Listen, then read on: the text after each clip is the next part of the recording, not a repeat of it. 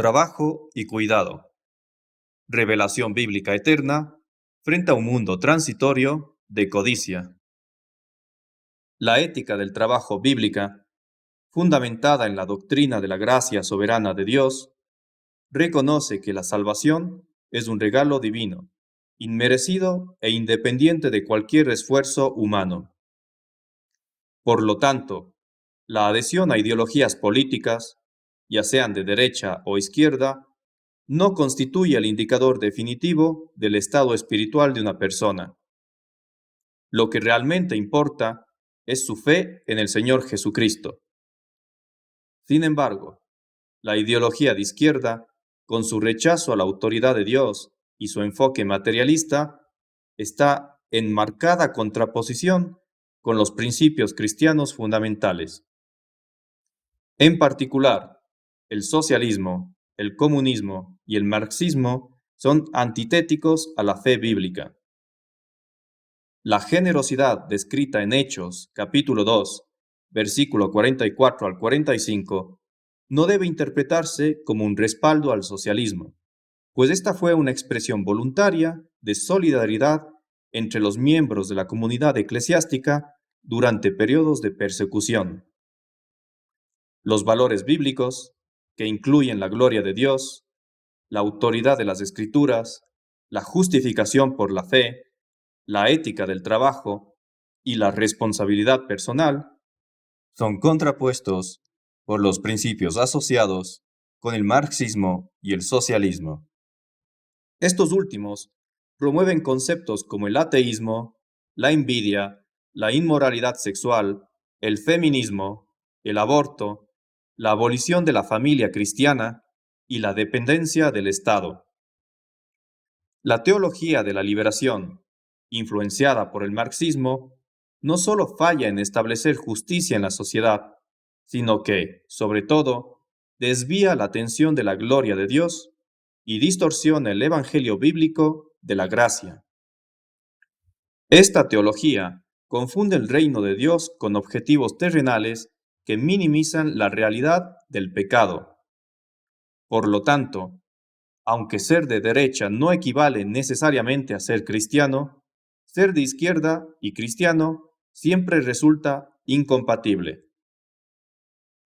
Ante las ideologías políticas y las teologías de liberación social, el cristianismo expone la verdadera liberación, que es espiritual y eterna, liberando del verdadero problema humano, el pecado. Esta liberación no se basa en la reforma social, sino en la transformación del corazón a través de la fe en Jesucristo, una liberación que trasciende las circunstancias y se fundamenta en una relación redentora con Dios. En este marco, la ética del trabajo bíblica se extiende más allá de la esfera espiritual e impregna cada faceta de la vida cotidiana, incluyendo las decisiones económicas y profesionales. Una fe auténtica en Jesucristo se manifiesta en una vida de integridad y responsabilidad, donde el trabajo no se percibe simplemente como un medio de subsistencia, sino como una vocación divina para glorificar a Dios y servir al prójimo. Así, el cristiano se esfuerza por vivir en congruencia con sus convicciones bíblicas, evitando caminos de enriquecimiento que contradicen los valores del reino de Dios.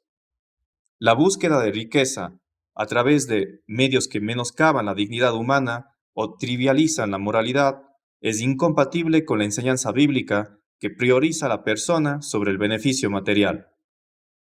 Por ende, el cristiano se aleja de prácticas que, aunque rentables, no edifican ni reflejan el carácter de Cristo. Prefiere empleos y negocios que fomentan el bienestar común y respetan la imagen de Dios en cada ser humano. Esta actitud no solo es un testimonio de fe en la verdad, sino que también expone el pecado de una cultura mundana y de falso testimonio, que valora más el éxito material que los valores morales y espirituales establecidos por Dios. Al adherirse a una ética de trabajo que honra a Dios y al prójimo, el cristiano se convierte en un faro de luz en una sociedad que navega por las aguas traicioneras de la moralidad relativa y la gratificación instantánea. La verdadera prosperidad se encuentra en la lealtad a la voluntad de Dios, una prosperidad que va más allá de lo material y se arraiga en lo eterno. En el caos de una economía contemporánea y codiciosa, donde la vanidad y la trivialidad frecuentemente eclipsan la honra y la integridad, muchos luchan por ganarse la vida dignamente mediante trabajos honrados y valiosos. Por otro lado, hay quienes se enriquecen rápidamente a través de plataformas frívolas e inmorales, como TikTok o OnlyFans. Esta situación es un reflejo de la tensión que contribuye a la degradación social, la cual está impulsada por la seducción del dinero inmoral y fácil. La ética del trabajo bíblica recalca la importancia de la integridad y la dignidad humana, exhortándonos a resistir la tentación de una economía corrupta que adormece la conciencia y corrompe el alma.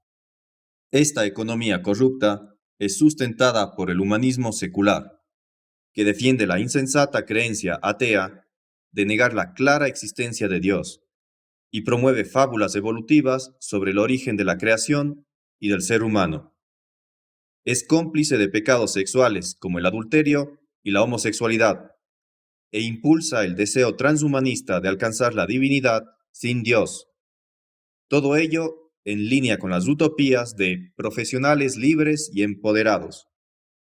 Son individuos insensatos y orgullosos, amadores de sí mismos y de los placeres en vez de amadores de Dios, quienes conducen a la sociedad por la senda amplia que lleva al infierno.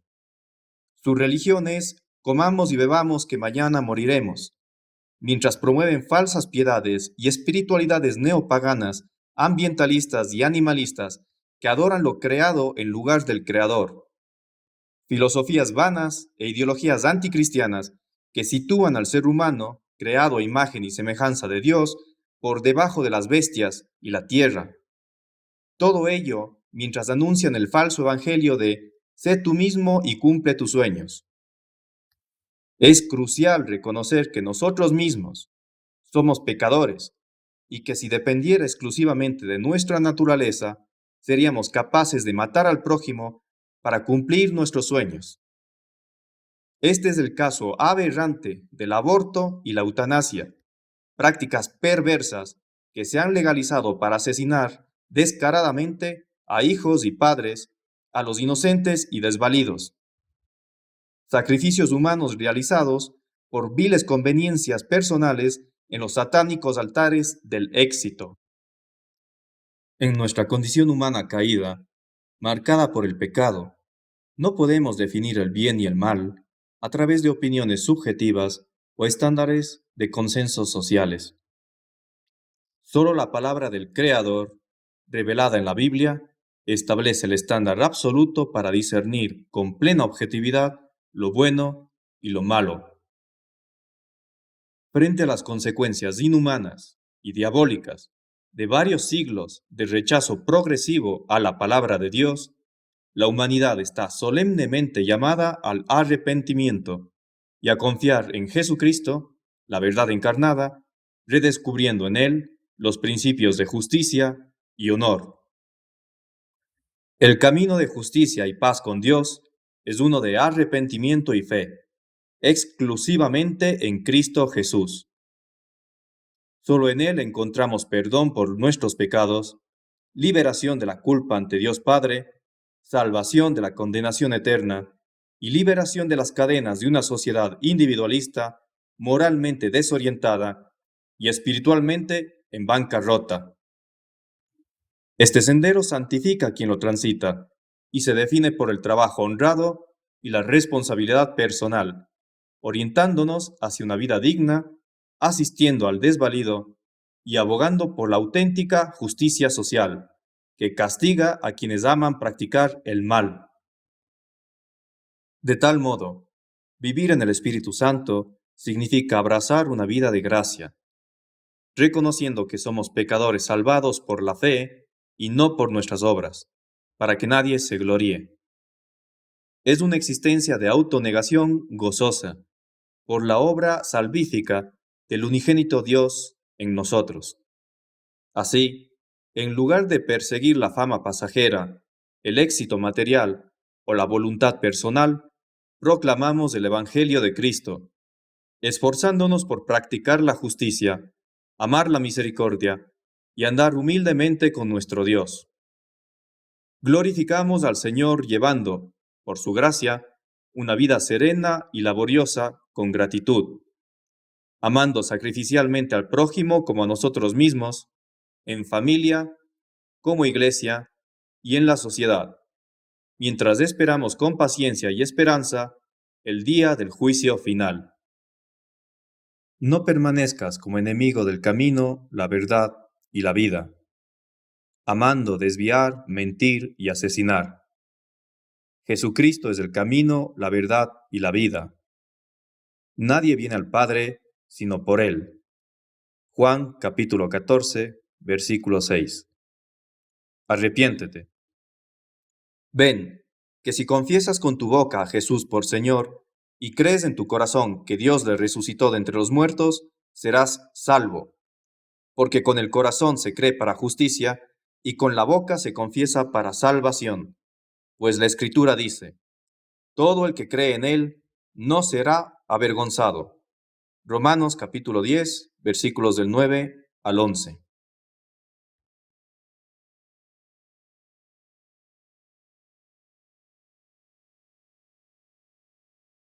La siguiente es una traducción de un sermón predicado por el pastor John MacArthur el domingo 31 de agosto de 1997, en relación con la perspectiva de Dios sobre el trabajo. Quiero que usted abra su Biblia, si así lo desea, esta noche en una porción de la Escritura que utilizaremos como el contexto para el mensaje de Efesios capítulo 6, versículos del 5 al 9. Este es el fin de semana previo al Día del Trabajo, y pensé que sería un buen momento para que nos centremos en el tema del trabajo y el esfuerzo como Dios lo ha delineado para nosotros en la palabra. Esta mañana examinamos la antítesis del trabajo, el juego del azar. Y continuaremos nuestra mirada a eso el próximo domingo por la mañana mientras concluimos ese estudio. Pero esta noche quiero que abordemos este asunto del trabajo desde Efesios capítulo 6. Permítame comenzar leyendo en el versículo 5.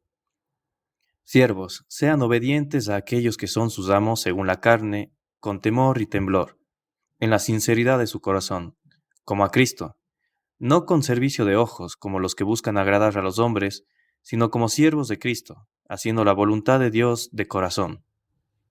Con buena voluntad presenten servicio como al Señor y no a los hombres, sabiendo que cualquier cosa buena que cada uno haga, esto él lo recibirá de vuelta del Señor, ya sea esclavo o libre. Y amos, hagan lo mismo con ellos, y renuncien a las amenazas, sabiendo que tanto su amo como el de ustedes está en el cielo y no hay parcialidad con él. Somos obviamente muy conscientes de los problemas que enfrentamos en nuestra sociedad con respecto al trabajo duro, que siempre ha sido parte de la ética estadounidense. Somos una cultura que está teniendo dificultades con el trabajo en este momento en particular. Estamos mayormente en el ocio. Estamos en ser entretenidos. Se nos dice, como jóvenes que crecen hoy en día, que alguien nos debe un sustento, que deberíamos hacer demandas por lo que queremos y lo que esperamos. Estamos produciendo una generación de jóvenes que nunca ven trabajar a sus padres porque si incluso tienen dos padres que trabajan, es fuera del hogar. Salen por la mañana, vuelven por la noche. Todo lo que saben es que el trabajo los hace irritables y el trabajo hace que no se lleven demasiado bien. Y los convierte en malos padres y generalmente conduce, muy a menudo conduce, al menos en la mitad de los casos, al divorcio y la ruptura de hogares. Por lo tanto, el trabajo no es un tema muy popular. Y mientras los padres están ocupados trabajando, en muchos casos para ganar dinero, los jóvenes están siendo criados por una generación que les dice que lo más importante con lo que ocupar su tiempo es el ocio y el entretenimiento. Y en ese tipo de cultura perezosa, llegan las drogas y el alcohol, y el sexo y la homosexualidad, y todo otro tipo de cosas. Solo podemos preguntarnos qué percepción tendrá la próxima generación sobre el trabajo y el valor del trabajo. También, con la exaltación del juego de azar y la propagación de la fantasía de que de alguna manera simplemente lanzando los dados suficientes veces puedes ganar el gran premio. Es aterrador pensar en la ética laboral que nos espera. Y además de eso, estamos muy acostumbrados al conflicto que existe en el mundo laboral. Acabamos de observar muy cuidadosamente la huelga de UPS. la última de una larga línea de disputas laborales diarias en las portadas de los periódicos. Vemos la lucha en el mundo del trabajo y el mundo del empleo. Leemos sobre huelgas. Leemos sobre salidas y amenazas y peleas de gestión y bancarrotas, etcétera, etcétera. El trabajo ha ejercido tanta presión sobre la gestión y la gestión ha ejercido tanta presión sobre el trabajo que toda nuestra fuerza laboral básica está amenazada. La inflación en espiral hace que la gente haga más y más demandas. Inflación causada por esas mismas demandas. Es solo una especie de monstruo que se alimenta a sí mismo. Los empleados y empleadores son codiciosos. El empleador quiere más ganancias, el empleado quiere más salarios. El gobierno imprime más dinero para tratar de acomodar a todos y el dinero vale menos. La gente gasta más de lo que gana y en consecuencia se mete en serias deudas con tarjetas de crédito, deudas a largo plazo por préstamos hipotecas, y eso continúa impulsando la inflación y creando todo tipo de problemas.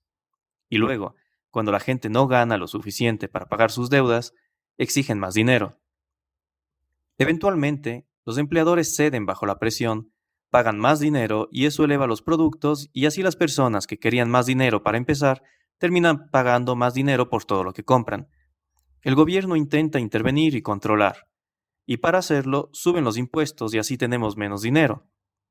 Y así, toda la cosa se convierte en una espiral. Y detrás de todo esto está solo este pecado ancestral de la codicia, todos queriendo más para sí mismos. El consumidor grita por precios más bajos, menos impuestos y al mismo tiempo exige más salario. No puede suceder. Desafiamos los principios más simples de la lógica. El hombre que trabaja en la industria automotriz hace huelga por más y más dinero. La corporación tiene que pagarle más, porque ellos también quieren más. Piden prestado al gobierno que no lo tiene. Entonces el gobierno imprime más dinero, aumenta la inflación y también impone más impuestos a la gente. Luego, la corporación sube los precios de los autos para pagarle al gobierno y así sucesivamente. Y todo se nos pasa a nosotros. Obtenemos más impuestos, salarios más inflados, más de todo lo que no queremos y a veces menos de lo que sí queremos. Y todo está realmente impulsado por la codicia. Y creo que es por un fracaso de entender el valor y el honor del trabajo. De hecho, podríamos decir con seguridad que el amor al dinero es la raíz de todo tipo de mal, y los problemas económicos son uno de esos tipos de mal. El pecado del egoísmo solo escala los problemas. La codicia es un elemento de control. El materialismo es un elemento de control, como sabemos en nuestra sociedad. Las personas hambrientas de dinero impulsan esta economía en gran medida. No es el amor al trabajo por el trabajo en sí. No es la nobleza del trabajo como lo fue una vez. No es la autosatisfacción de hacer algo y verlo hecho y sentir regocijo por tu producto. Ciertamente, a medida que continuamos siendo una sociedad más orientada al servicio y menos a la manufactura y menos al trabajo manual, vamos a tener más y más dificultades para ver el producto real hecho con nuestras manos y disfrutar de la satisfacción del trabajo. Nos lleva, creo, de vuelta, si vamos a ver cualquier tipo de perspectiva correcta, a la palabra de Dios. Y tenemos que entender lo que Dios ha dicho sobre el trabajo. Ese es un tema muy grande y no voy a tratar de cubrir todo esta noche. Pero quiero que usted venga conmigo a esta porción muy importante de la Escritura, en Efesios capítulo 6, y solo para reafirmar la perspectiva de Dios sobre el trabajo. Y no está impulsado por la codicia, ni por el egoísmo, ni por la autorrealización, ni por el hambre de poder. Está impulsado por una comprensión de lo que Dios ha ordenado. Y el principio general que debe funcionar en nuestro entorno económico saludable, lo crea o no, es un principio de sumisión. Si usted regresa al contexto de Efesios 6 y va todo el camino de regreso a donde comenzó toda esta discusión, se encontrará en el versículo 21. Dice, y sométanse unos a otros en el temor de Cristo, o en reverencia por Jesucristo. En la base de todas las buenas relaciones, ya sean relaciones matrimoniales, relaciones entre padres e hijos, o relaciones laborales, detrás, debajo, proporcionando la base de todas las buenas relaciones, está este entendimiento de una sumisión mutua en el temor de Cristo. que tenemos una responsabilidad, tomando palabras de Filipenses 2, de no mirar solo nuestras propias cosas, sino las cosas de los demás, y considerar a los demás como más importantes que a nosotros mismos. Eso es lo que hace que el matrimonio funcione. El versículo 22, hasta el final del capítulo, trata sobre cómo una esposa se somete a su esposo y cómo un esposo se somete a satisfacer las necesidades de su esposa. Los versículos del 1 al 4 del capítulo 6 discuten cómo los niños se someten a sus padres y cómo los padres se someten a sus hijos al no exasperarlos, sino al someterse a la disciplina espiritual y a la instrucción del Señor que los nutrirá en la fe y los llevará al conocimiento de Dios a través de Jesucristo. Todos nosotros, si vamos a tener relaciones correctas en cada entorno, debemos comprender la gran verdad de la sumisión. Debemos comprender la gran verdad de Filipenses 2, y eso es que debemos mirar no solo nuestras propias cosas, sino las cosas de los demás, considerando a los demás mejores que a nosotros mismos. Así como Cristo hizo, quien, aunque era igual a Dios, no consideró algo a aferrarse, sino que lo entregó y se sometió a sí mismo. Tomó sobre sí la forma de un siervo, fue humillado y en la semejanza del hombre se hizo obediente hasta la muerte, por el bien de los pecadores que eran mucho menos dignos que él mismo. Ahí está la gran y clásica ilustración de la sumisión. Es la encarnación, la kenosis, el auto vaciado de Jesucristo por pecadores indignos. Una esposa debe ser sumisa a su esposo, aunque él no sea perfecto. Un esposo debe someterse y toda su fuerza y todas sus capacidades y todo lo que tiene para ofrecer para satisfacer las necesidades de su esposa, tanto físicas como espirituales. Los niños deben someterse al cuidado de sus padres, y los padres deben someterse al proceso de criar a sus hijos y darles lo mejor, y lo que los llevará al conocimiento de Dios en Cristo. Lo mismo es cierto en el ámbito del trabajo. Es un área donde debe tener lugar la sumisión. Los esclavos, o si lo prefiere, el versículo 5, los empleados, y luego en el versículo 9, los amos o empleadores, también deben someterse a lo que es mejor para el otro. El trabajador se somete al que está sobre él, y el que está sobre él ejerce una especie de sumisión en que busca lo mejor para su empleado. Y veremos cómo se desarrolla eso. Todo esto, y creo que es importante señalar esto, todo esto es factible cuando está energizado por el Espíritu Santo. Así que regrese conmigo, si quiere, al versículo 18. No se embriaguen con vino, pues eso es disipación, sino sean llenos del Espíritu. Había esta idea tonta entre las religiones paganas de que si querías comulgar con una deidad, podías inducir esa comunión por la embriaguez. Así era en las religiones misteriosas. Así eran muchas de las religiones del Imperio Romano. Estaban tratando de inducir, a través de orgías alcohólicas, algún tipo de comunión con las deidades. Habrían tenido mucho en común con Timothy Leary, quien creía que si te drogabas tenías una experiencia religiosa. Eso es exactamente lo que estaban diciendo. Y así, si estabas lo suficientemente ebrio, de alguna manera podías trascender el mundo espacio-temporal y comulgar con el otro mundo, las deidades que estaban allí. El apóstol Pablo dice que no es así como te pones en contacto con Dios. Lo haces al estar lleno del Espíritu Santo. Cuando su vida está bajo el control del Espíritu Santo, en primer lugar habrá un gozo que les hará hablar unos a otros en salmos, himnos y cánticos espirituales, cantando y haciendo melodía con su corazón al Señor. Habrá una actitud de gratitud. Como dice en el versículo 20, ustedes estarán dando siempre gracias por todo, en el nombre de nuestro Señor Jesucristo a Dios el Padre. Y luego encontrarán la fuerza, el poder y la resolución para someterse unos a otros. Este es el trabajo del Espíritu de Dios. Y ciertamente debería manifestarse y probablemente solo se manifestará entre aquellos que siguen el patrón de Dios, aquellos que pertenecen a Jesucristo. Por lo tanto, de lo que estamos hablando aquí no es de un nuevo plan económico para los Estados Unidos, porque no se puede esperar que las personas no regeneradas, que no tienen el Espíritu, vivan de otra manera que no sea la forma en que viven. No podemos esperar nada más de las personas no regeneradas que lo que vemos. Y lo que vemos es codicia, y el materialismo, y la lucha, y el conflicto, y el egoísmo, y la pereza, y el amor por el entretenimiento, Y todo eso consumiendo nuestra cultura. Y no podemos esperar nada más que eso, porque no hay un recurso espiritual para resistir el abrumador sistema mundial que ha sido diseñado por Satanás para promover las mismas cosas que acabo de mencionar. Pero ciertamente entre los creyentes podemos establecer un estándar.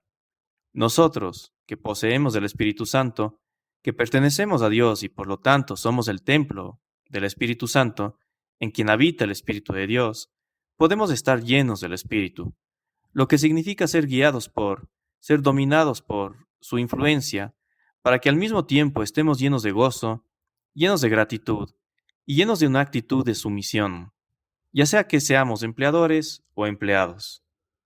Ahora, un poco sobre los términos siervo y amo, porque ambos reflejan una identificación inmediata con un sistema de esclavitud. La esclavitud no es algo muy popular hoy en día, y hay algunos que dirían que la Biblia es una defensora de la esclavitud y por lo tanto debe ser rechazada. Por lo tanto, necesitamos hablar de este tema porque los términos aquí esclavo y amo se usan claramente. En primer lugar, en la antigüedad la esclavitud era el modo de vida. En el Imperio Romano la esclavitud dominaba, y la esclavitud, como cualquier tipo de relación laboral, era buena o mala dependiendo del carácter de las personas involucradas. Tenemos muchas quejas hoy sin tener esclavitud. De hecho, todo tipo de reglas gubernamentales y leyes gubernamentales y organizaciones de vigilancia gubernamentales han surgido para cuidar de las quejas de empleados maltratados o abusados. Hay un gran esfuerzo para tratar con la queja que existe dentro del libre mercado empresarial de los Estados Unidos. Y así, el punto es este. La esclavitud no es el problema. Había buenos amos y malos. Había buenos esclavos y malos. Y muy a menudo había amos crueles que abusaban de sus esclavos, y muy a menudo había esclavos malvados que abusaban y robaban a sus propios amos que eran buenos con ellos. Entonces, cuando piensas en la esclavitud, tienes que entender que era el modo de vida, y podía ser bueno y podía ser malo. Podría ser una forma de empleo muy rentable y beneficiosa para las personas. Por otro lado, podría ser una forma malvada de opresión. Por otro lado, algunos esclavos servían bien a sus amos y por lo tanto prosperaban mucho en sus vidas. Y otros eran criminales en su intención y su comportamiento y sufrían inmensamente por ello. Pero los términos que Pablo emplea solo están destinados a implicarnos una relación entre un empleado y un empleador. Nada más implica. Ciertamente no hay alguna defensa de algún tipo de opresión o ambiente de esclavitud donde las personas fueran abusadas.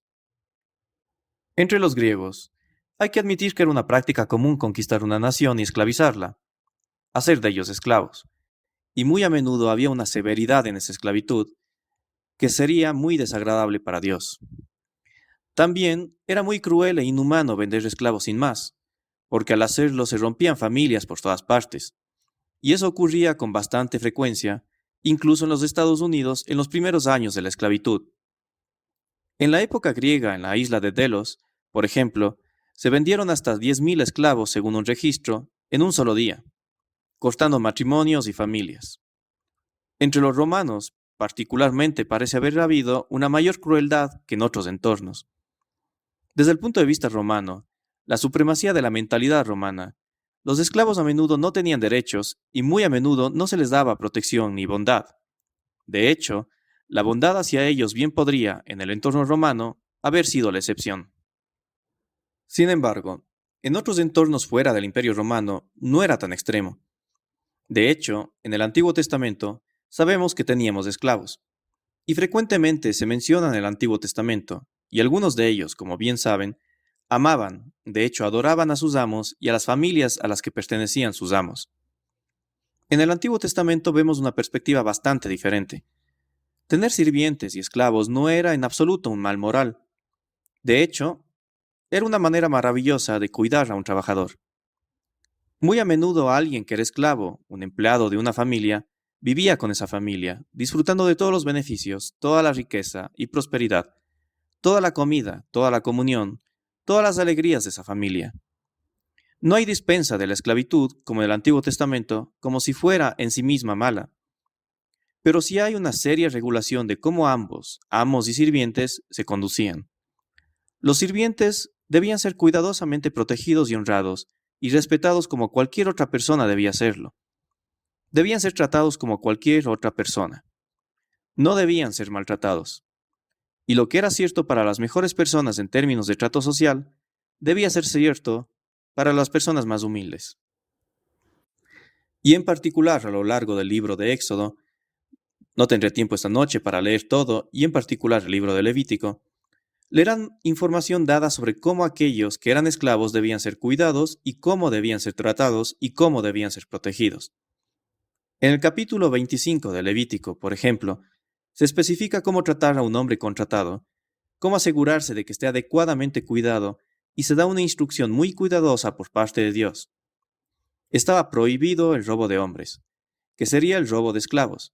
Estaba prohibido el secuestro de alguien para hacerlo esclavo contra su voluntad. De hecho, en Éxodo 21:16 dice, cualquiera que robe a un hombre, ya sea que lo venda o se lo encuentre en posesión de él, será condenado a muerte. De ahí provienen nuestras leyes de secuestro. Robar un esclavo era un delito capital. Ciertamente no queremos defender los abusos de la esclavitud moderna. Cuando existía la esclavitud, la forma de esclavitud que existía en el Antiguo Testamento, estaba regulada por leyes de bondad y cuidado de Dios. Y los esclavos debían ser protegidos como hijos, y debían ser cuidados como miembros de la familia. Y para muchos de ellos fue una experiencia maravillosa, maravillosa. De hecho, había una tradición en Israel de que un esclavo podía ir contra la puerta y poner su lóbulo de la oreja contra esa puerta y tenerlo perforado con un punzón como señal de que quería ser un sirviente de por vida de su amo.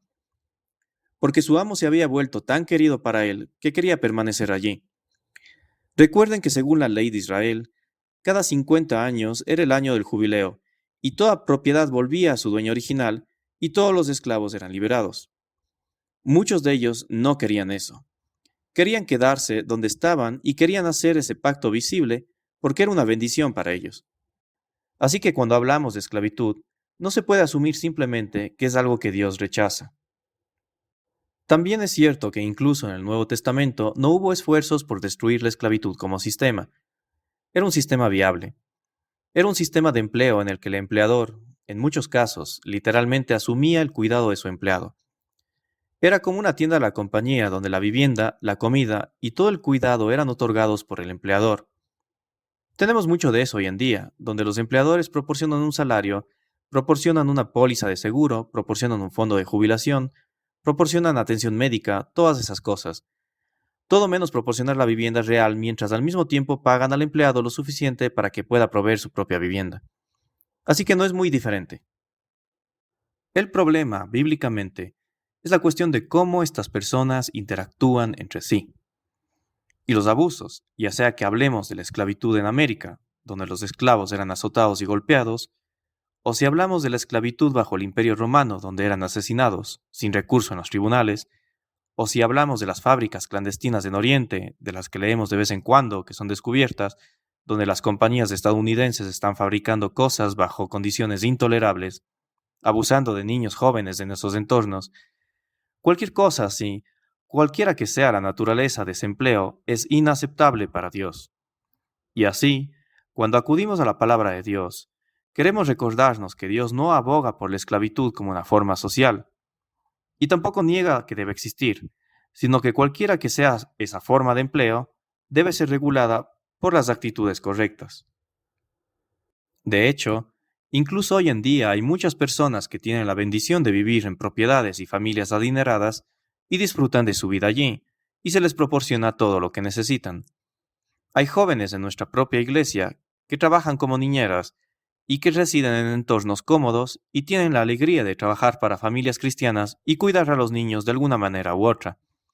A menudo están en familias que no son cristianas y tienen la oportunidad de dar testimonio de Cristo. Hay entornos en los que ser cuidado de manera extensa es muy, muy beneficioso. Y ciertamente, en todo el mundo, muchos campos misioneros ejercen este maravilloso, maravilloso privilegio. Tienen empleados entre los nativos de varias tierras que vienen y viven en sus hogares y son capaces de llevarlos a Cristo y proporcionarles ese ambiente cristiano que es muy diferente de la cultura de la que provienen. La crueldad debía ser retribuida, según Éxodo 21, con la libertad del esclavo. Si alguna vez fuiste cruel con un esclavo, Éxodo 21, 26 y 27 dice que ese esclavo debía ser liberado. Y si alguna vez secuestraste a uno, como leí anteriormente del mismo capítulo, era un delito capital, y pagarías con tu vida.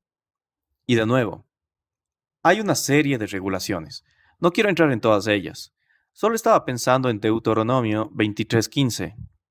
No entregarás a su amo a un esclavo que haya escapado de su amo hacia ti. Vivirá contigo en medio de ti, en el lugar que él elija, en una de tus ciudades donde le plazca. No lo maltratarás. La idea aquí es que podrías tener un sirviente que está siendo maltratado y escapa. La huida, siendo que huye porque su vida está quizás en peligro, y viene y encuentra consuelo contigo. No lo devuelvas a quien lo maltrató. Cuídalo y no lo maltrates. Y hay otras instrucciones como esa, pero eso es solo para darles una idea. Todos los siervos, como dije, debían ser liberados en el año del jubileo. Incluso hay indicaciones de que en el séptimo año, cada año sabático, los siervos eran liberados. De hecho, si recuerdo bien, en Levítico 25 los liberabas cada 7 años. Pero si el año del jubileo llegaba antes de un séptimo año, serían liberados en el año del jubileo. Cuando le habían servido durante un periodo de tiempo, debían ser enviados con pleno abastecimiento para que esa siguiente fase de su vida, para que antes de esa siguiente fase hubiera alguna cobertura en la transición. Y como dije, a menudo era cierto que el siervo quería quedarse porque las condiciones eran tan buenas. Éxodo 21, 5 y 6 habla de eso.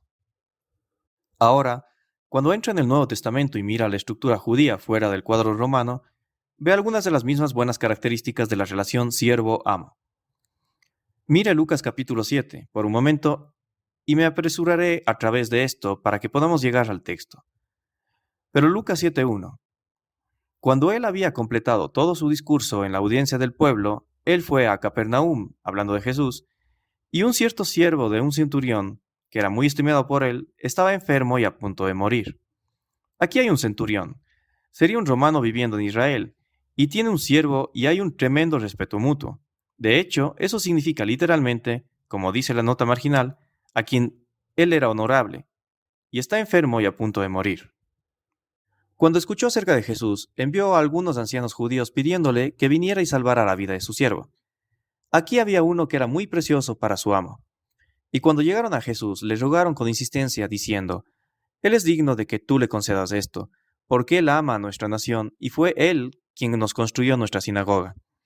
Ahora Jesús comenzó su camino con él, y cuando ya no estaban lejos de la casa, el centurión envió amigos, diciéndole, Señor, no te molestes más, porque no soy digno de que entres bajo mi techo. Él era un gentil. Por esta razón ni siquiera me consideré digno de venir a ti, pero solo di la palabra y mi siervo será sanado. Y por supuesto Jesús se maravilla de la gran fe de este hombre y en el versículo 10 dice que fue sanado. Cuando volvieron encontraron al siervo en buen estado de salud. Así que aquí hay una ilustración de una relación maravillosa y amorosa. Era una relación laboral que tenía todo el carácter positivo de cualquier relación laboral. En Gálatas capítulo 3, versículo 28, hay una declaración muy importante que iguala espiritualmente tanto al esclavo como al amo. Dice, no hay judío ni griego, no hay esclavo ni libre, no hay hombre ni mujer, porque todos ustedes son uno en Cristo Jesús. Cuando se trata de empleo, cuando se trata de socialización, cuando se trata de cultura, cuando se trata de economía, cuando se trata de trabajo, va a haber desigualdades. No todos pueden estar en el mismo nivel. Pero cuando se trata del ámbito espiritual, cuando se trata del cuerpo de Cristo, no hay desigualdades. Todos son iguales. El cristianismo iguala a todos.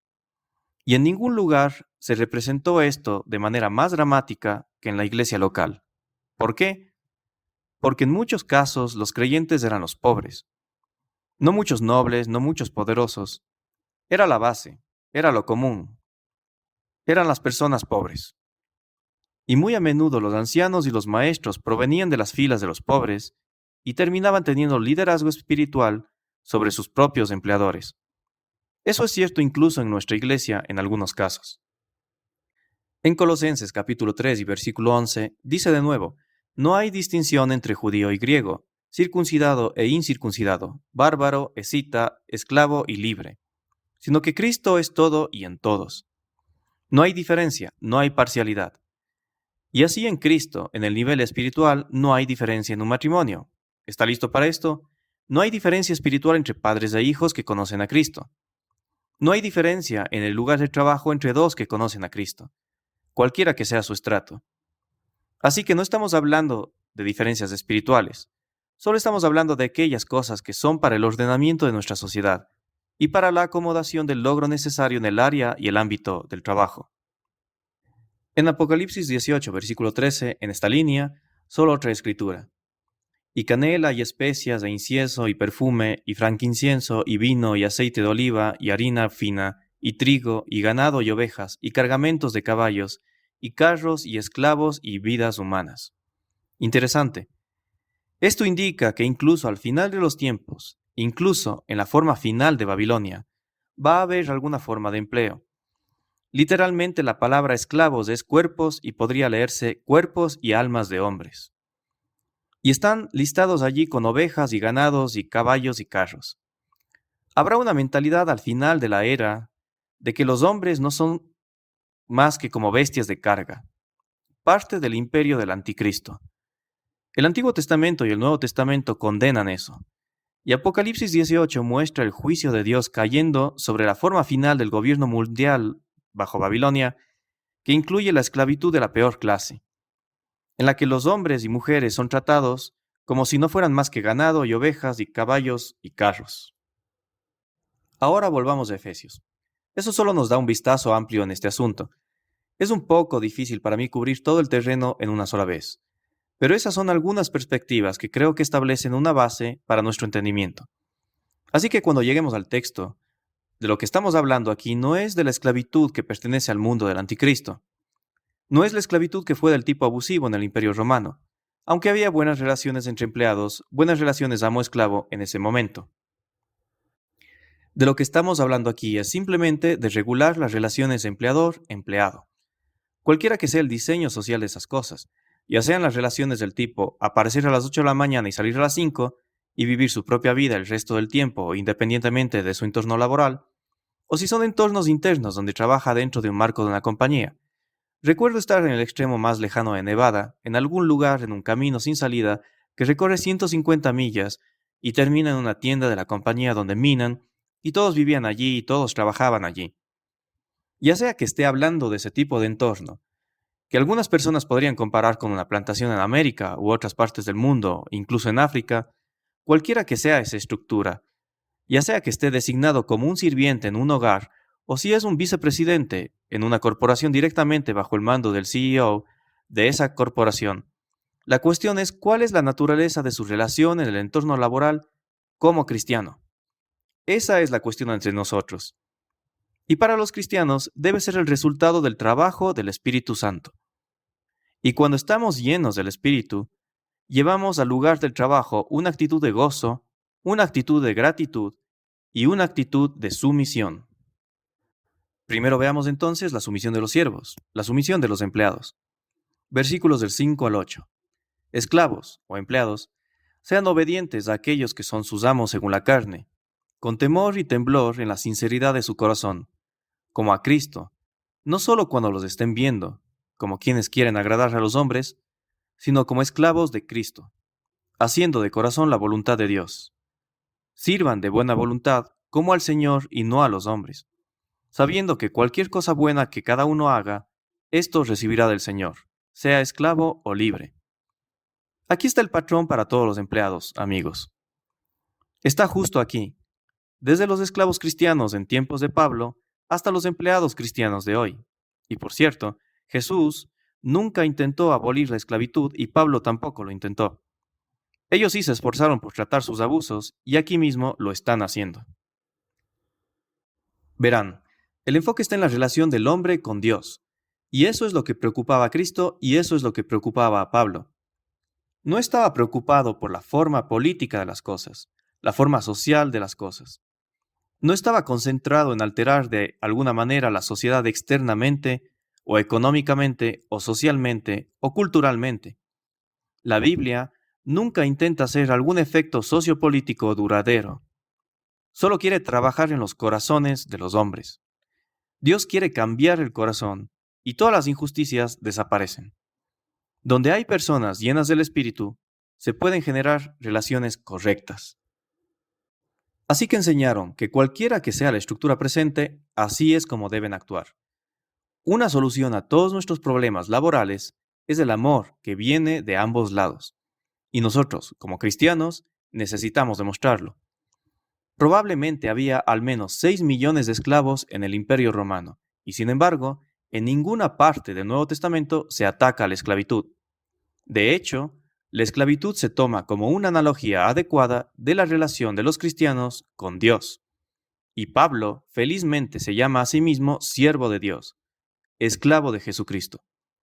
También se nos llama esclavos de Dios.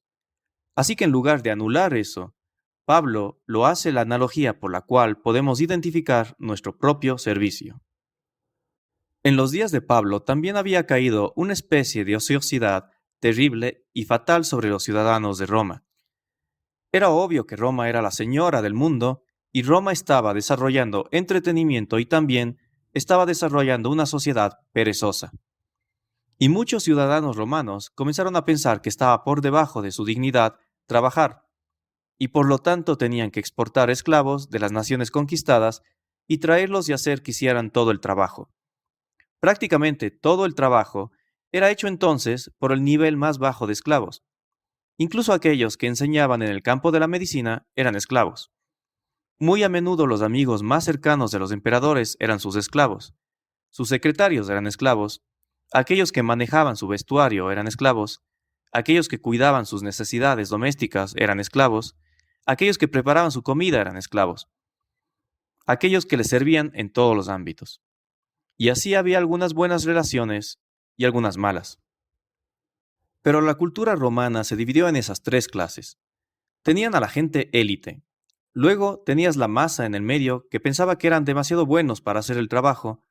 Y luego tenías los esclavos que hacían casi todo el trabajo. Y cuando pensabas en esos esclavos, en ese tipo de escalón más bajo, Barrow, por ejemplo, dividió los instrumentos agrícolas en tres clases. Dijo que los instrumentos agrícolas mudos son los vehículos, los vagones. Los instrumentos inarticulados son el ganado, y los instrumentos agrícolas articulados son los esclavos, como una bestia que puede hablar. Esa era en gran medida una visión romana. De hecho, Catón dio consejos a un hombre que tomaba una granja. Dijo, los esclavos viejos deben ser arrojados al montón de chatarra para que se mueran de hambre. Cuando un esclavo está enfermo, es un derroche absoluto emitirle raciones normales. El esclavo viejo y enfermo es solo una herramienta rota e ineficiente. Simplemente tíralo. Gallo, el abogado romano, dijo, el amo posee el poder de vida y muerte sobre su esclavo. Realmente creían eso. Si un esclavo se fugaba, era marcado en la frente con una F, fugitivus, y llevaba eso el resto de su vida, y si era capturado, sería asesinado. Por cierto, el libro de Filemón trata sobre esto. Augusto crucificó a un esclavo porque mató a su codorniz mascota. Se informa que Vitruvio Polión lanzó a un esclavo aún vivo a las anguilas salvajes en su estanque de peces porque rompió una copa de cristal. Y así sucedió. Y así existía una actitud despectiva que fácilmente podía existir en la mente de las personas cuando miraban a quienes hacían el trabajo, a quienes servían. Podría haber una tremenda hostilidad a nivel de los trabajadores hacia quienes eran los empleadores. Y fue en ese entorno que la Escritura dice en el versículo 5, esclavos, sean obedientes a aquellos que son sus amos según la carne, con temor y temblor en la sinceridad de su corazón, como a Cristo. Esta es la palabra doulos. Significa un esclavo por contrato, alguien en la línea de servicio en servidumbre a un amo. Y esto vale para cada empleado. Y lo primero, y quiero que siga un pequeño esquema, lo primero es que se les llama un comportamiento correcto. Comportamiento correcto. Sean obedientes. Sean obedientes. Por cierto, la misma palabra exacta que en el versículo primero donde dice los hijos deben obedecer a sus padres, es la misma palabra. Si está empleado por alguien, debe obedecerle. Los cristianos llenos del Espíritu lo harán. Y eso es un buen termómetro de su temperatura espiritual. Es un versículo en un tiempo presente. Sigan obedeciendo. Ahora, algunos de ustedes podrían decir, bueno, es que usted no entiende a mi empleador. No es justo, es injusto, y me niego a obedecer. Y tenemos derecho a protestar y tenemos derecho a una huelga. Y así sucesivamente. Miren Primera de Pedro, por un minuto, capítulo 2, versículo 18. Primera de Pedro, capítulo 2, versículo 18. Siervos, sean sumisos a sus amos con todo respeto. Escuchen esto. No solo a los que son buenos y amables, sino también a los que son irracionales. Vaya, incluso a aquellos que son abusivos, incluso a aquellos que son irracionales, deben someterse. Eso continúa desde el versículo 18, versículo 19. Porque esto encuentra favor, si por causa de la conciencia hacia Dios, un hombre soporta penas al sufrir injustamente. ¿Qué mérito hay si cuando pecan y son tratados duramente lo soportan con paciencia? Pero si cuando hacen lo correcto y sufren por ello, lo soportan pacientemente, esto encuentra favor con Dios. Porque han sido llamados para este propósito. Vaya, qué pensamiento. Pedro conocía la escena cuando escribió esto. Los esclavos se habían convertido al cristianismo y estaban recibiendo un trato aún peor. Pero el principio no cambió. Sean obedientes a aquellos que son sus amos según la carne. Esos son sus amos humanos. El principio nunca cambia. Esto es lo que mantiene unida a la sociedad. La sociedad no puede sobrevivir a la rebelión, la anarquía y la protesta. Destroza a la sociedad.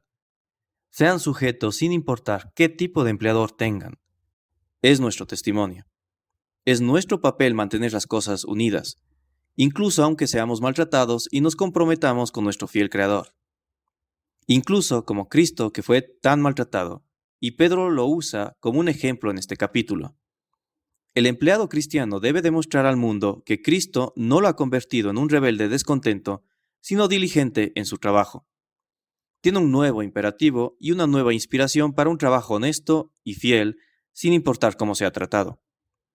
Si es castigado injustamente, soportarlo mansamente, pacientemente, con completo perdón, y esperar que el Señor bendiga o proporcione un nuevo entorno. Sin duda, este pasaje tiene principalmente en vista a un empleador cristiano, y planteó un problema único. Estoy diciendo el pasaje aquí. El que está en Primera de Pedro tiene en vista a un empleador no cristiano, pero bien podría tener en vista a un empleador cristiano. Y proporcionó una especie de situación extraña porque al cristiano se le decía, en su reunión con los demás creyentes, que todos eran iguales. Y luego iba a trabajar y algún otro cristiano le estaría diciendo qué hacer, y en la iglesia primitiva estaban tratando de resolver todo eso, así como tener empleadores no cristianos. En cualquier caso, ya sea que su empleador sea cristiano, lo cual podría aplicarse en este texto, o no cristiano, lo cual ciertamente se aplica en el texto de Primera de Pedro, la respuesta es la misma. Debe obedecer. Ese es el diseño de Dios. Él ha diseñado la autoridad en el matrimonio, ha diseñado la autoridad en la familia, los padres sobre los hijos, ha diseñado la autoridad en la iglesia, los ancianos sobre la congregación, ha diseñado la autoridad a nivel nacional, que tiene gobernantes que cuidan de su bienestar, Romanos 13, que castigan el mal y benefician el bien, y no llevan la espada en vano, y usted debe seguir su dirección. Y hay autoridad dada incluso en el lugar de trabajo, en las estructuras sociales que hacen que los hombres sean productivos, lo cual es parte del cumplimiento de la imagen de Dios en él. Nuestro testimonio por Cristo debe verse en nuestra obediencia, nuestra fidelidad en nuestra tarea diaria. De lo contrario, nuestra fe falla y el nombre de Jesús es desacreditado.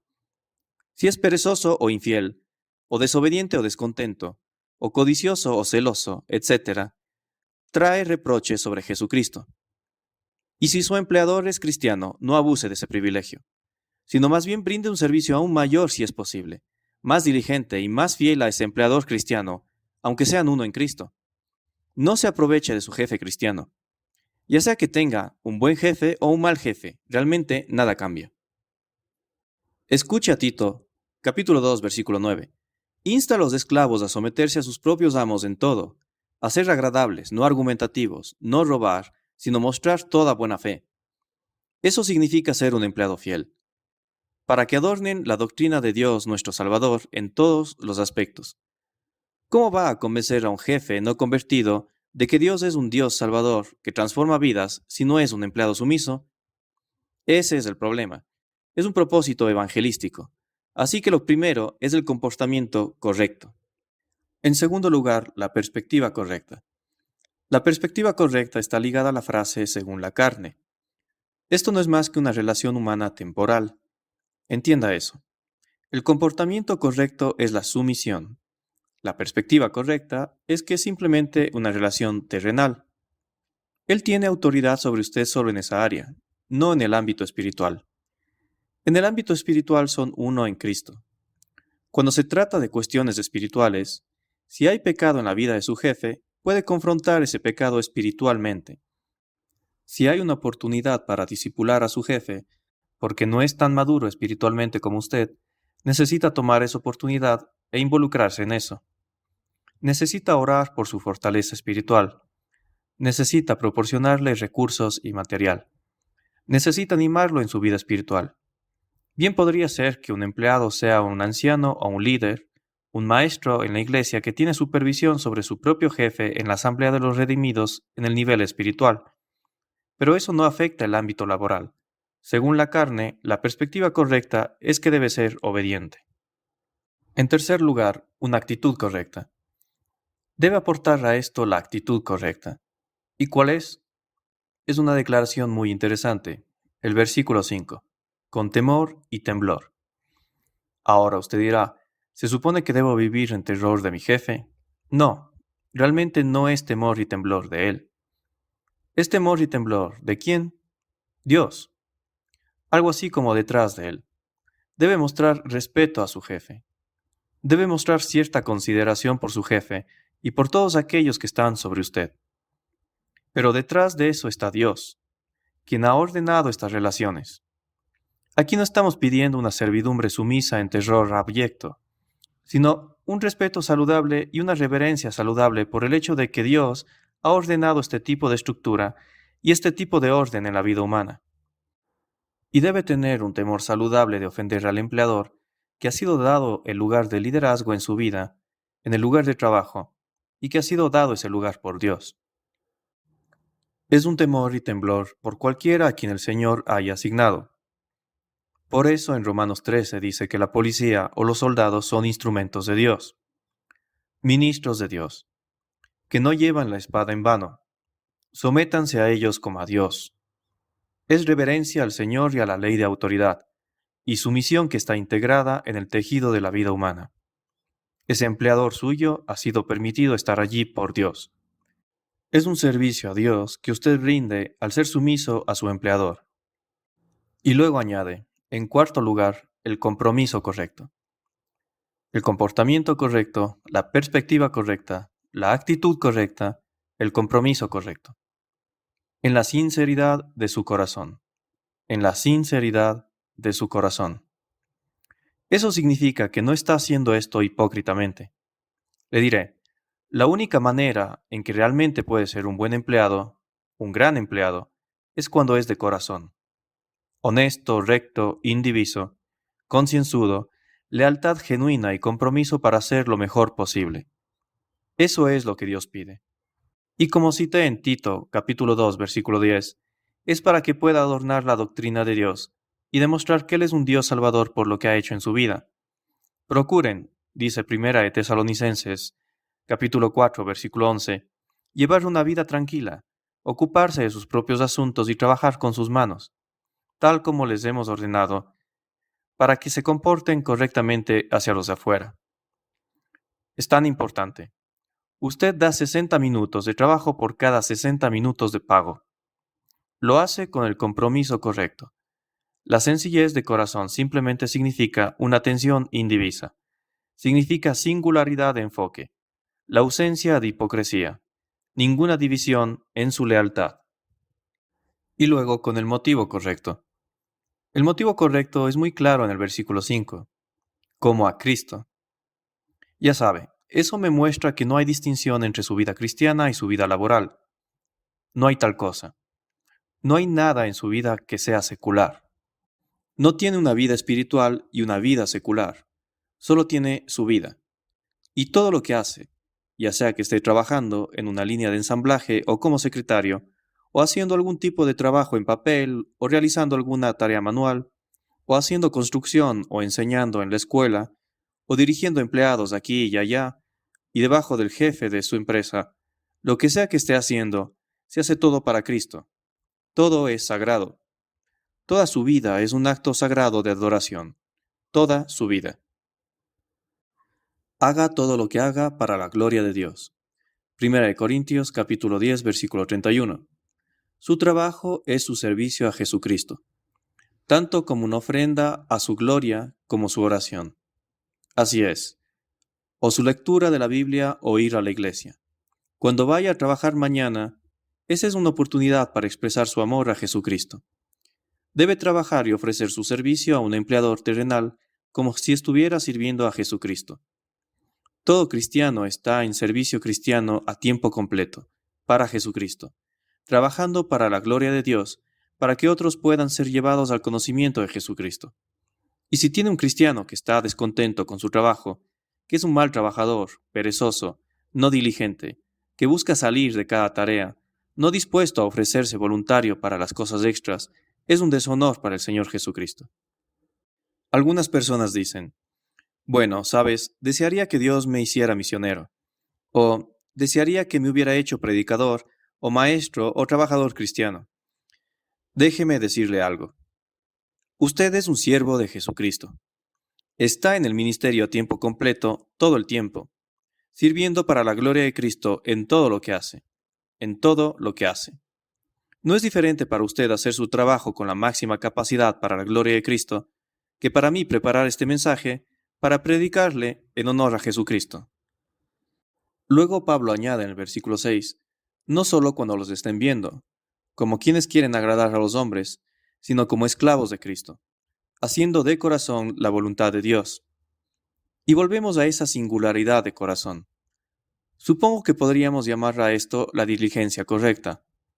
Si solo quieres seguir añadiendo un pequeño esquema, el comportamiento correcto, la perspectiva correcta, la actitud correcta, el compromiso correcto, el motivo correcto y la diligencia correcta. Lo hace no solo cuando lo estén viendo. En otras palabras, no solo para dar un espectáculo mientras el jefe está mirando, o cuando es hora de que alguien venga a evaluarlo, o el mes que está justo antes de los aumentos de sueldo. No haga solo lo mínimo y se las arregle. No sea marginal. No esté mirando para ver quién está mirando. No trate solo de verse bien en la superficie. Esto es incompatible con la vida cristiana llena del Espíritu, porque les diré algo, amigos. Hay alguien que siempre está mirando, siempre mirando. Escuche a Colosenses 3:23. Dice esto, hagan su trabajo de todo corazón, como para el Señor y no para los hombres, sabiendo que del Señor recibirán la recompensa de la herencia.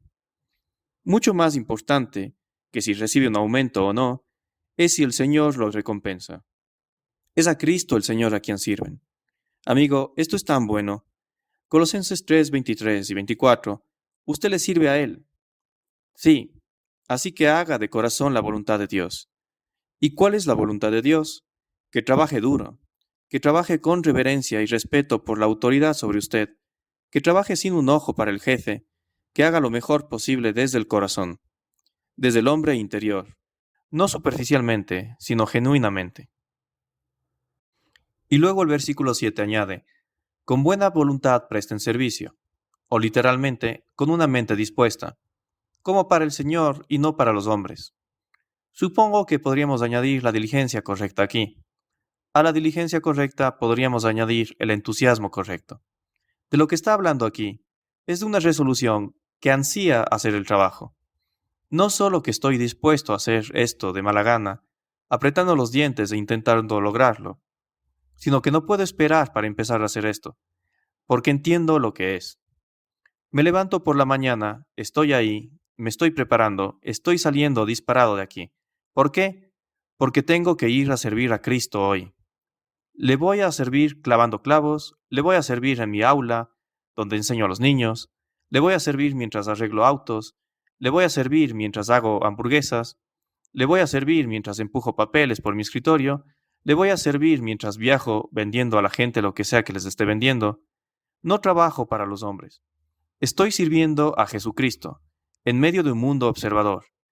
Soy su siervo. Vaya, qué perspectiva. Cada pieza de trabajo que hace, cada hora de cada día, debe ser lo suficientemente buena para mostrarla a Dios y decir, Señor, esta es mi ofrenda para ti. ¿Qué piensas? Tal vez piensa que eso probablemente es aterrador para el predicador, y lo es. La gente me pregunta cuánta satisfacción obtengo de predicar. Respuesta, no mucha. ¿Entiende eso? No mucha, porque soy mi peor crítico. Y esta es una responsabilidad muy formidable, y no es algo que alguien quiera asumir a la ligera, porque el hombre que no tropieza con su boca es un hombre perfecto, y todos esos tropiezos son registrados por Dios, quien nos juzgará según lo que hayamos dicho. Dejen de ser tantos maestros porque su condena será mayor. Esta es una responsabilidad grave, y verdaderamente es la ofrenda que doy al Señor lo que más me importa. Estoy aquí para decirle lo que significa la palabra de Dios, y no quiero poner mi mano en la palabra de Dios y no hacerlo bien, porque este es el libro sagrado. Es algo formidable lo que hago, y permítame sacudirlo un poco, recordándole que todo lo que usted hace se ofrece igualmente al Señor y exige el mismo tipo de compromiso. Y digo, cuando dice, ¿cuánta satisfacción obtiene de su predicación? Y digo, no mucha, la razón es porque soy mi peor crítico, y la mayoría de las veces estoy insatisfecho con lo que ofrezco al Señor, porque siempre siento que apenas rasco la superficie de lo que podría haberse dicho o debería haberse dicho. Pero ningún cristiano tiene un trabajo secular, no existen, y el dinero en su trabajo no es su motivo. La alegría de servir a Jesucristo lo es, y eso tiene su recompensa en el corazón. Si busca complacer a los hombres, corromperá sus motivos. Si busca dinero, corromperá sus motivos. Haga su trabajo para la gloria de Dios. Su motivo es puro, y la bendición de Dios será su recompensa. Y el versículo 8 es el mayor incentivo de todos. Esta es la piedra angular. Sabiendo que cualquier cosa buena que cada uno haga, esto lo recibirá de vuelta el Señor, sea esclavo o libre. Puede haber algunas dificultades en ser esclavo socialmente, pero Dios lo recompensará, sea esclavo o libre, por lo que le ha rendido. Ese es un gran incentivo. Cristo es el último pagador. Él dará la nómina final. Vaya. Por eso Pablo dijo a los Corintios, es una cosa pequeña lo que los hombres dicen de mí. Es una cosa pequeña lo que piensan. Es una cosa pequeña lo que yo pienso. Lo que realmente importa es lo que piensa Dios. Un soldado en el Imperio Romano podía permitir que sus salarios se acumularan con el pagador hasta que su servicio terminara. Y un soldado sabio haría esto porque diría, mis comidas están provistas, mi ropa está provista, mientras esté en las filas tengo todo lo que necesito en la vida. Y en lugar de malgastar la paga, el pagador podía mantener su paga hasta que todo su servicio se hubiera prestado y la recibiría al final. Y creo que Pablo veía la vida de esa manera. Como cristiano, estaba diciendo, voy a esperar el día en el que el pagador final me dé todo lo que he ganado a través de todos los años de soldado. Jesús dijo, he aquí, vengo pronto y mi recompensa está conmigo para dar a cada hombre según sea su obra. Realmente no estoy interesado en pelear ahora mismo con dinero, no estoy interesado en trabajar con motivos pobres egoístamente y perder mi testimonio. Preferiría dar todo a lo que el Señor me ha llamado a hacer, y luego dejar que Él me pague al final. Y solo puedo esperar que Él diga, bien hecho, buen y fiel siervo. No hay trabajo secular, todo es servicio a Él. Finalmente pasamos del siervo al amo, para la última palabra en el versículo 9. Y amos, dice, porque la mayoría de nosotros no solo trabajamos para alguien, sino que tenemos a alguien trabajando para nosotros. Y dice, amos, hagan lo mismo con ellos. Oh, esto lo resume todo, ¿no es así? Exactamente lo mismo con ellos. Bueno, ¿qué significa eso? Sírvanles con honor y respeto. Sírvanles sinceramente. Sírvanles como si estuvieran sirviendo a Jesucristo. Sírvanles sin hipocresía. Hagan por ellos lo que es bueno y beneficioso como si fuera para el Señor y no para los hombres. Y traten a sus empleados de tal manera que traiga una recompensa eterna. Vaya, sirvan a sus empleados como un acto de adoración a Dios. Sirvan a sus empleados como un acto de servicio a Jesucristo. No los usen para enriquecerse. Traten a sus siervos, sus empleados, con respeto como lo harían con Jesucristo, quien él mismo fue un siervo. Y los mayores amos son aquellos que sirven. ¿No es eso lo que dice en Mateo capítulo 20? El que quiera ser el primero entre ustedes, que sea ¿su qué? Su siervo. Trátenlos con la actitud correcta. Versículo 9. Dejen de amenazar. No griten a sus empleados, no los intimiden, no los maltraten verbalmente, no los amenacen. Un empleador controlado por el Espíritu, lleno del Espíritu, es gentil, nunca abusivo, nunca amenazante. Las amenazas no tienen valor. Usen el estímulo, usen la recompensa, usen aquellas cosas que estimulan la noble intención del cristiano. ¿Por qué hacer todo esto? Nuevamente la misma motivación. Al final del versículo 9, sabiendo que tanto su amo como el suyo, así que aquí sabemos que estos son cristianos en esta relación, que tanto su amo como el suyo está en el cielo. ¿Qué significa eso? Él está observando, y Él es la autoridad final.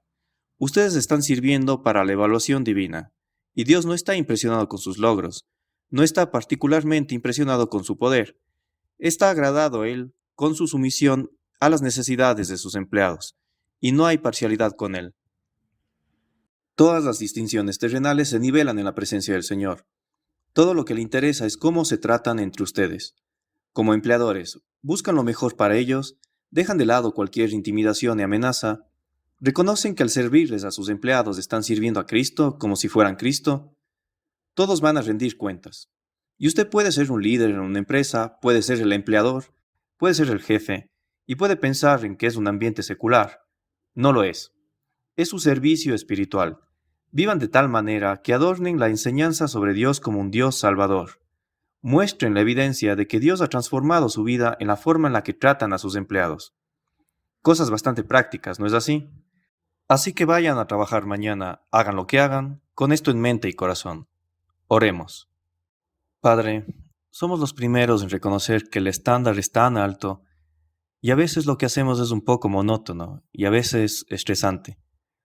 ¿Por qué hay tantas relaciones a nuestro alrededor con cosas que encontramos irritantes y desafiantes? Y por eso te rogamos que seas bondadoso con nosotros, para que podamos conocer la plenitud de tu Espíritu, para que podamos superar estas cosas humanas debilitantes. Padre, oro por el llenado del Espíritu en esta congregación, para que puedan salir hablando entre ellos con salmos e himnos y cánticos espirituales, cantando y haciendo melodía en sus corazones al Señor, y puedan llevar al lugar de trabajo una plenitud de gozo. Para que en todo estén dando gracias a ti, para que puedan, por la gracia del Espíritu Santo, tener una actitud de sumisión, la actitud de un siervo que dice, solo quiero servirte, porque te considero mejor que yo. Y así puedan adornar la doctrina de Dios nuestro Salvador, que puedan demostrar a todos a su alrededor el poder salvador de Jesucristo. Oro por aquellos que trabajan y por aquellos que son empleados, y por aquellos que los emplean también. Que Cristo sea honrado en el lugar de trabajo, que los cristianos marquen el ritmo y den el tono. Y Padre, te damos gracias por aquellos que lo hacen, y por lo tanto que te honran, ya sean sus empleadores y jefes, creyentes o no. Te damos gracias por aquellos que son fieles en hacer eso. Y que recordemos, Señor, que todo nuestro trabajo es sagrado. Todo lo que hacemos es un servicio a ti, y nos da la oportunidad de manifestar tu gran poder en nuestras vidas.